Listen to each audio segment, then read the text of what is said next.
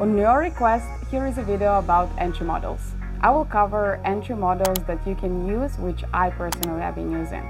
But the first thing that I want to mention before starting with entry models is that many people are jumping directly into entry models trying to skip steps because the most exciting part in trading is clicking buttons.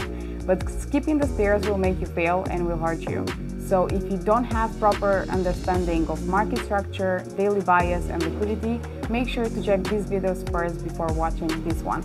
I will leave a link in the corner and leave the other videos in the description. So with that being said, let's go to the main topic. I will start again by mentioning the importance of understanding the price movement. If you don't understand why price moves and how it will move, the entry model is completely pointless. The first thing that you should identify before picking an entry model is your trading style. Whether you're going to be a swing trader, day trader, scalper. If you have more experience, you can be a dynamic trader and you can trade both on higher time frames and lower time frames depending on your schedule. But not everyone is flexible and not everyone is experienced enough to be able to shift between the different time frames without getting confused. So I assume if you have clicked on such kind of video, you're still in your early stages of trading, you haven't found profitability yet.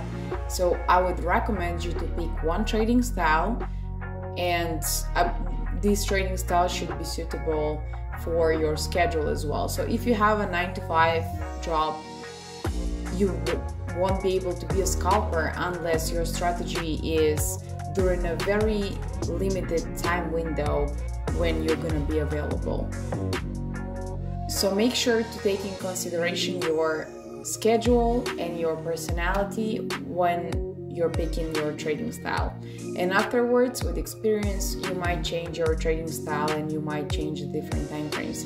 This has been happening with me personally. I've been a scalper, I've been a day trader.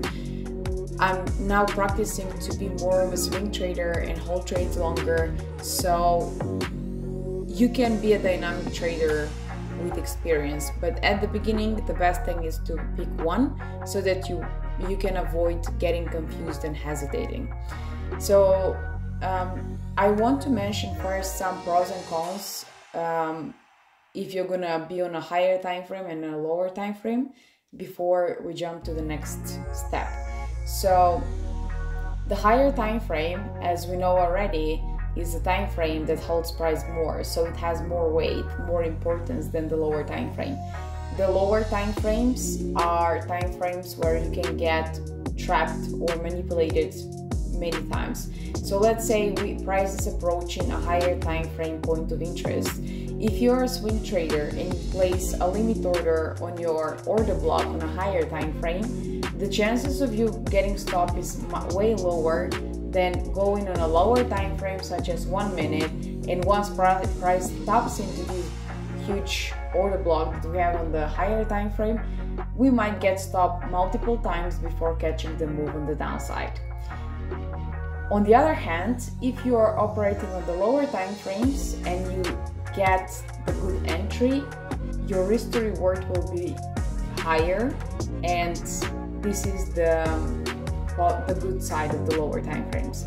So you will have to determine yourself, are you a person who will be able to take multiple losses in a row and stay mentally stable to be able to continue to trade and to follow the trading plan? Or are you a person who will get overly emotional after hitting a few losses and you're going to start violating and deviating from your trading plan? Then maybe it's better to consider trading in the higher time frames and aiming for lower risk to reward but higher win rate. I know some trading gurus might promote that it's possible to have a very high win rate and very high risk to reward, but personally, in my trading experience, I haven't seen that yet, and I don't believe that is possible. Maybe it is with many years of experience, but with all the traders that I've been talking to that have much more experience than me, we kind of agree on that point. You have to pick either high risk to reward and lower win rate, or higher win rate and lower risk to reward. Personally, I have been trading on the lower time frames and it has been too stressful at certain moments. That's why I'm kind of leaning on to the higher time frames now, and I prefer to take 1 to 2, 1 to 3 and have a higher win rate rather than going on the lower time frames and hitting multiple losses in a row. Then after you identify your trading style, you'll have to be able to answer to the following questions before thinking of an entry model. What kind of trading environment do we have? Are we in an uptrend, downtrend, ranging market, or choppy market? I have another video on market structure, and I will leave a link in the right corner if you want to check it out. So once we identify the market structure and the market environment, we have to ask ourselves, where is the next draw on liquidity? Once we spot the next draw on liquidity on the higher time frame, we should of course consider, are we in discount or premium? If we're bullish, we know that we have to look for long opportunities in discount. If we're bearish, we want to look for short opportunities in premium. Then we identify the points of interest on the higher time frame that we are interested in. And another thing that is good to consider is which highs or lows are protected. And what do I mean by that? For me, protected highs and lows are the swing highs and the swing lows that are supposed to hold the price to continue in the same direction. If they are invalidated, we have a market structure shift. So for example, if price wants to continue in this little uptrend that we have here, this point here, this low here should hold price and should push price higher. So this one is protected until the opposite is going to be confirmed.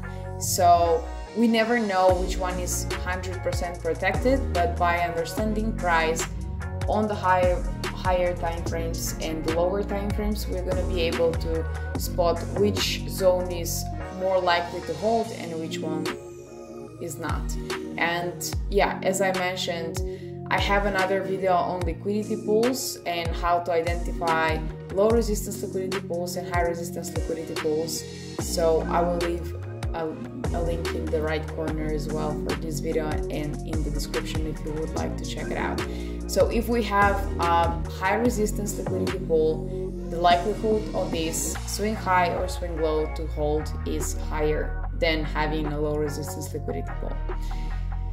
But I'm not going to explain this here. You have another video to check that.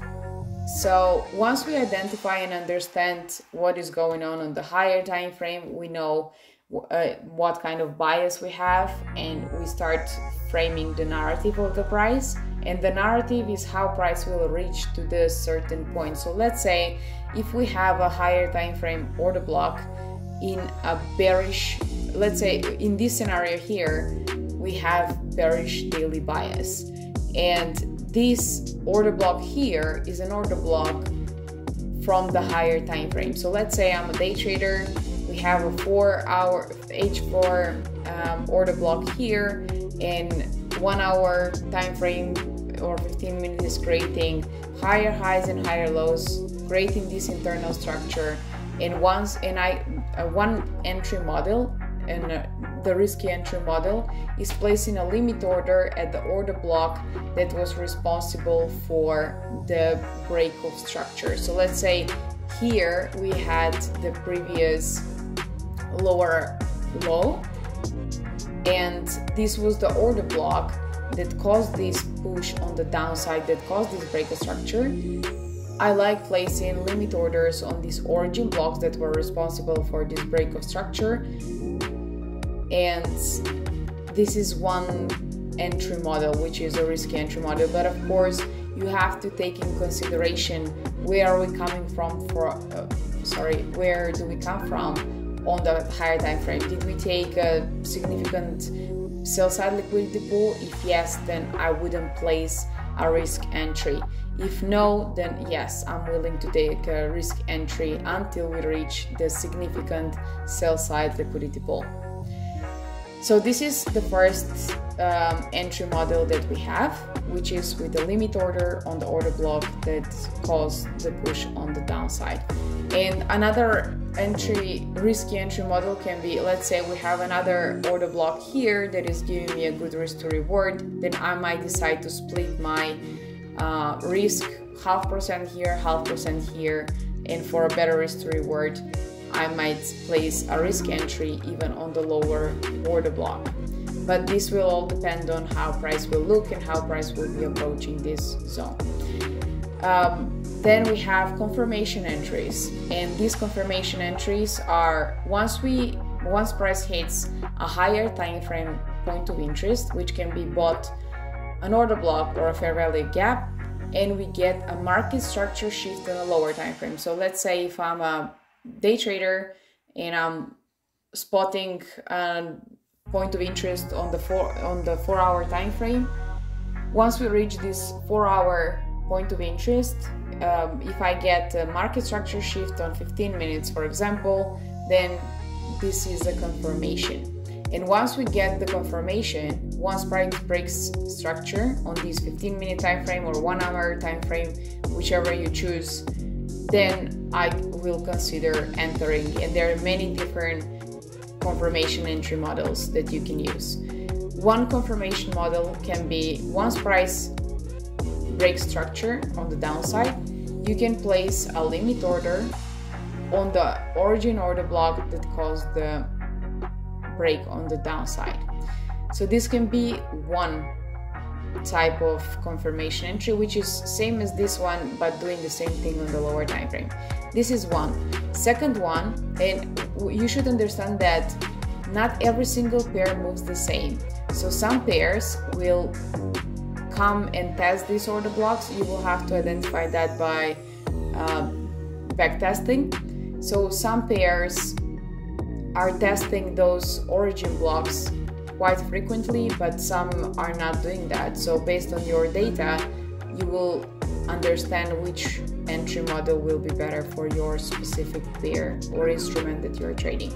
So this is one model. Second one is OTE, and which is the simplest one. So if you're a beginner and if you're confused and if you don't know which entry model to use, I highly recommend you to start with this one.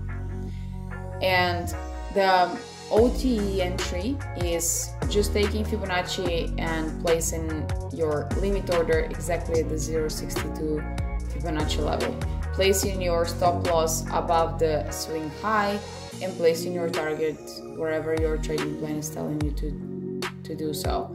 Something that I forgot to mention about the order block entry is sometimes in order to have a better risk to reward, and this is something that I identified by backtesting EURUSD, was to use a gun box and split my risk into either 2 entries or 3 entries. And let's say if I have decided to risk 1%, I would place 0.5% entry here, 0.5% entry at the middle of the order block, so that I can get a better risk to reward. So this is something else that I used to do, and sometimes I still do it. Then we have the fair value gap entry, and this is something that will be more applicable to a more volatile pair such as US30 or gold. Such kind of instruments that are very volatile, they don't retrace to the order block, they just test usually fair value gaps. So fair value gap entry can be a useful one for more volatile pairs. And this will look like, let's say we had this break of structure. Let me just make this order block smaller. So let's say we have an order block there, and then we have a fair value gap below this order block. So you can just put your entry at the beginning of this fair value gap, put your stop loss above the swing high, and then continue with price. And this type of entry model will give you a lower risk to reward, but you will catch more opportunities because not always price will reach the origin order block that I previously mentioned.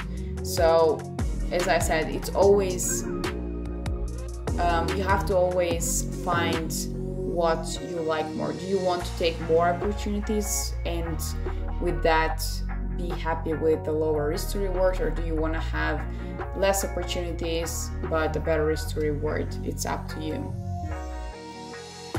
And of course, the trading data should be the one that will tell you what is best as well. So this is the fair value gap entry. Then we have a breaker block entry. So this entry is a good one when we have a displacement. So when price pushes down with high force, we have a breaker block here. Breaker block is the order block that was supposed to hold price if price was to continue in the same direction. So in this case, it will be this one. And when we have a breaker block entry, it's overlapping with the fair value gap. So if you don't know where to place your entry on the fair value gap, if we have a fair value gap overlapping with the breaker block, you can use this breaker block as an entry, place your stop loss above the fair value gap, and then continue with the price. So breaker block is another entry model. Then we have balanced price range. And balanced price range is sometimes I don't even wait for a market structure shift to happen. In order to catch an early entry, I might just take an entry out of a balanced price range. So let's say price was just swept sell side liquidity pool and we haven't had a market structure shift yet, but price came down with a huge force and came back with the same force, and with that it created a balanced price range, imbalance both on the downside and the upside. So here we need 3 candles for that, and once I identify that we have a balanced price range, I would set a limit order at the beginning of this range, and I would take an entry from there, an early entry from there. But I wouldn't recommend this entry model to beginners because you might get trapped many times without getting the confirmation. So this is another entry model that I have been personally using. Currently, I use all of them. The one that I use most frequently is the order block. I'm not really a fair value gap trader, but order block and OT are the most common ones that I'm using. And I love balanced price ranges more for a higher time frame. So I don't use balanced price ranges often for an entry model, but this is an entry model that I do consider from time to time. So these are the different types of entry models that I personally use, and it's super simple. Like you can just, as long as you understand what's happening on the higher time frame and you have backtested your pair, you can identify which is the best entry model that you can use. Something that I want to give as a tip to beginner traders, and this is something that I have also mentioned to my community members, is to pick one entry model in order to avoid hesitation. Something that I've been struggling with at the beginning or in my early days of break-even profitability edge stage was hesitating which entry model to use, and when I'm hesitating which entry model to use, the price is already away. So I'm missing entries by hesitating which entry model to use. That's why I would definitely recommend you to backtest, see which one is working the best, and just stick to one. Or if you are more impatient, just pick one and test, and by journaling you will identify if this entry model is the one that you would like to continue with, or you would like to make some adjustments. So when you, if let's say you're impatient and you don't want to backtest all these specific entry models to see how many opportunities they are giving, and etc., etc., when you, let's say you pick OTE, since it's the simplest one that you can use and it's one that will be triggered most of the times in pairs like Euro USD and GBP USD, then you can just write in your journal how many times did your entry got triggered, how many times did you miss, and which entry model would have been the suitable one when you miss the move. So the journal and data will tell you long term what is best for your specific instrument that you're trading.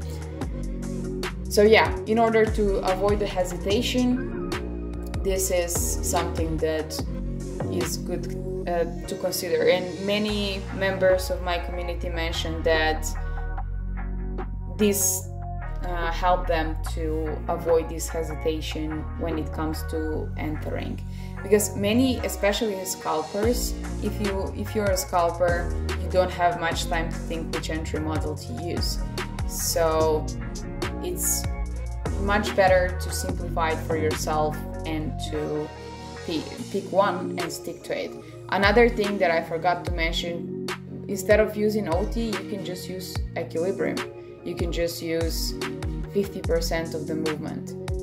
And this can be overlapping with the fair value gap, with the breaker block, with lots of things, but you don't have to worry about it. If you see that this is what works for me, then just go for it.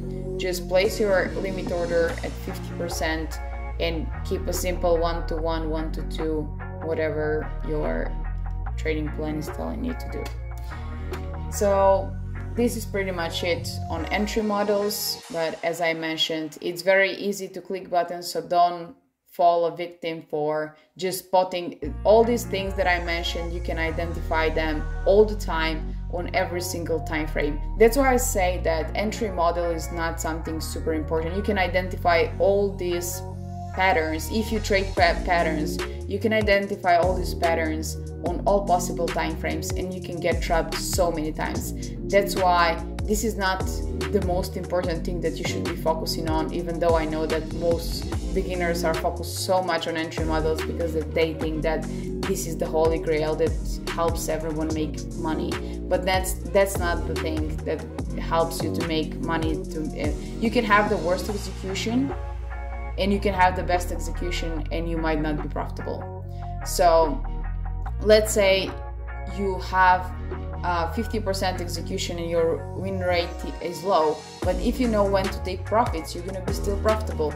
But if you have the best execution that is giving you the highest risk to reward, but you're impatient to hold your position and you don't have the confidence because you lack understanding of the higher time frame, then you're not gonna be profitable. That's why I'm saying first focus on the understanding. Don't trade patterns, trade with understanding, and that's how you're gonna be profitable. Entry model is not the holy grail. And yeah, I hope that this explanation was helpful. Entry models are pretty straightforward in my opinion. At the end of the day, you should find the model that suits you best. And don't think that once you find it, things won't change. With time, everything is changing and evolving, but as long as you understand why price moves and how it will move, the entry model won't be an issue. Thank you so much for watching. Show me some love and support by leaving a like and subscribing, and let me know in the comments which model you're using and you like the most. Trade safe, and I'll see you in the next video.